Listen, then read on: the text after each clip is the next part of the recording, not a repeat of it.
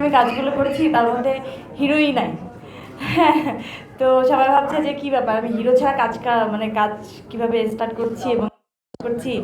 তো আবার যখন হিরোদের সাথে কাজ করি তো প্রমোশন আবার হিরোদেরকেও পাওয়া যায় না ঠিকঠাক করে।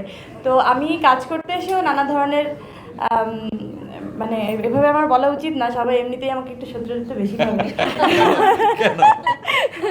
তারপর কেন জানি না, আমার মনে হয় যে আসলে কাজটাকে আমরা ফোকাস করি এবং সেটা হোক ওই যে এখন কি করবো, লেহেঙ্গা পরে এখানে কাজই করলে তো আসলে হয় না।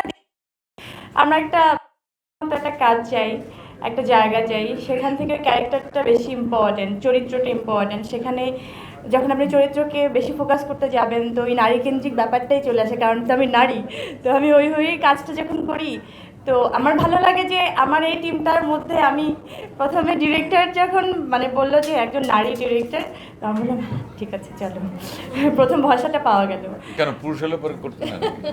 না, বললো যে তুলনামূলকভাবে তো অনেক কম হচ্ছে তাই না, এবং রবীন্দ্রনাথের আমরা ভাইয়া যখন বলছিলাম রবীন্দ্রনাথের গল্পই করিনি, আমি খুব অবাক হচ্ছিলাম, কারণ আমি মুখিয়েছিলাম সারা জীবন যে আমি কবে, সবাই জিজ্ঞেস করছিলেন না যে আমার এখানে অনেক মানে সাংবাদিকরা আছেন, তারা কিন্তু অনেকবারই আমাকে এই কোশ্চেনটা করেছেন যে আপনার পছন্দের একটা চরিত্র বলেন যেটা আপনি কখনো এখন করেননি। তো আমি কিন্তু বলেইছি যে আমার রবীন্দ্রনাথের কোনো একটা সুন্দর একটা চরিত্র করার জন্য। তো আমার জীবনে এরকম একটা আকাঙ্ক্ষা ছিল যে কবে আমি চরিত্রটা করতে পারবো, সেখান থেকে ভাইও করে নাই। বাবা শোনা সোহাগ হয়ে গেল। এই আত্মতৃপ্তিটা আসলে আমরা এই কাজটাকে একদম ঢেলে করতে চাই।